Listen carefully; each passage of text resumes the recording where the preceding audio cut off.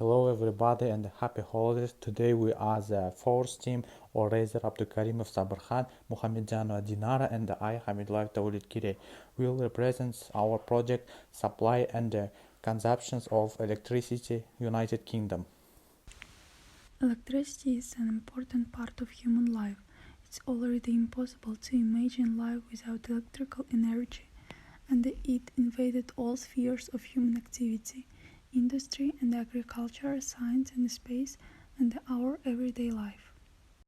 Here is a table about the consumption of electricity in the United Kingdom from 2010 to 2018. The table consists of 6 columns and 9 rows. The first column is years, then electricity imports, then exports, and the final consumption. All 3 columns are indicated in gigawatt hour. The next column is the average annual price for 1 kilowatt hour. The last column is the United Kingdom population on January 1st of each year.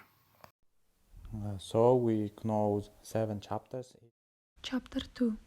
In descriptive statistics, box plots are useful when comparing datasets graphically because they have great visual impact and are easy to understand. Figure shows box plots, charts, import and export, final comparison, price and the population. Time series graph. In the first image of the population, we can see that the line is falling rapidly. In the second picture, we see that there are more imports than exports, and as the next picture is the population, the line rises sharply, and as the last picture is the price, the line grew well but at some point fell by 50% then rose slightly. So next we did a stem and leaf display. It is a device for presenting quantitative data in a graphical format, similar to a histogram, to assist in visualizing the shape of a distribution.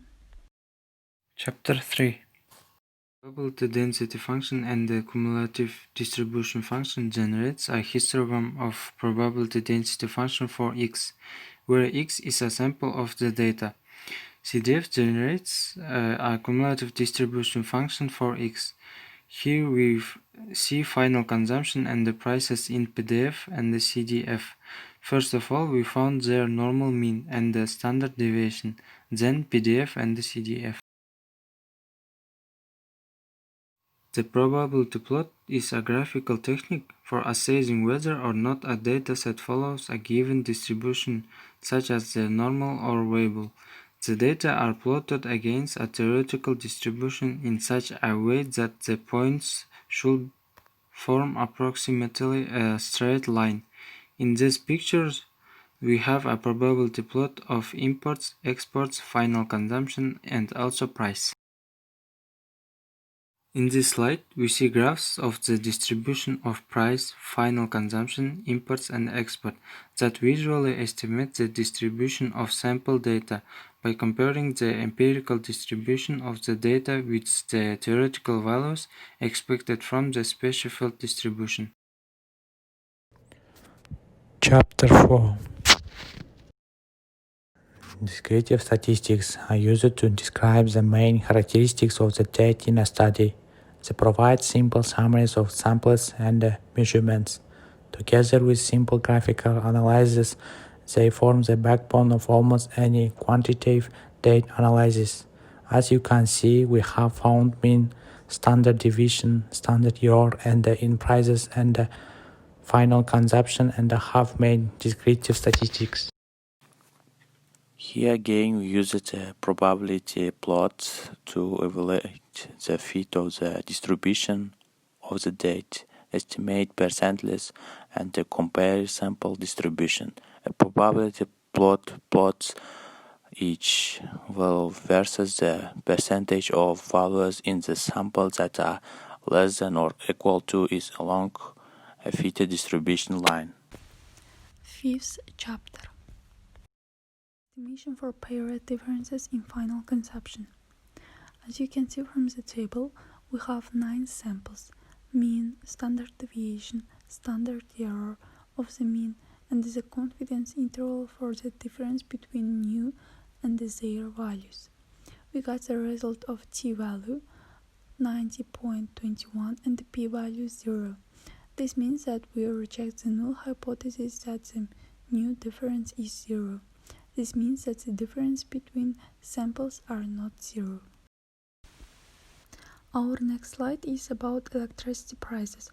The difference between samples, the average price per kilowatt hour is 0.17 and the standard deviation of prices 0.08 euros. That is a little over 2 cents.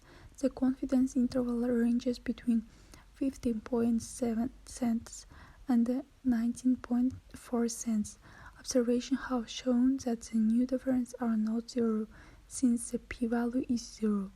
Therefore, we reject the null hypothesis. In the next analysis, we decided to calculate not only one dataset, but also calculate the difference between the two columns. For this, we selected the import and the export columns. As you can imagine, the UK imports a lot more electricity than it exports. Therefore, for the null hypothesis, we choose a difference of 20,000. As a result, we got a t-value of minus 2.69 and a p-value of 0.027. But this is still not enough to accept the null hypothesis, so we reject the null hypothesis. So on this slide you can see the test results of all columns and the confidence interval for the standard deviation by Bonnet and the chi-square methods. Chapter 6 Regression Analysis. Here is a graphical regression analysis between population and the final consumption. The calculations gave us that R squared is equal to 18.8%. You can also see the regression equation between population and the final consumption. And on this slide there is a regression analysis with a graph between imports and the final consumption. The regression equation is imports and final consumption is y equal to 165 190 minus 0.4656x. And on the last slide of this chapter, we have a regression analysis of population and final consumption. Analysis gave us an R squared of just over 48%, and the regression equation price and final consumption is as follows: y equal to 0.6715 minus 0.5 hours 2x. Chapter 7. Factorial experiments are often used in factor scaling. First, we found the coded coefficients. Its coefficients for a term representing the change in the mean response associated with an increase of one coded unit in the term, while the other terms are held constant. Then we found a model summary. Next, ANOVA is a statistical method that separates observed variance data into different components to use for additional tests. So also we used the regression equation y equals to b0 plus b1x1 plus b2x2 plus and so on. Thanks to this formula we found regression equation uncoded units. Next, the Pareto chart identifies imported effects in a Pareto chart. Bars that cross the control line are statistically significant. For example, in this Pareto chart, the bars representing factors A and B cross the control line at 2.57. These factors are statistically significant at the 0.5 level under current model conditions. Thank you for your attention and a Happy New Year!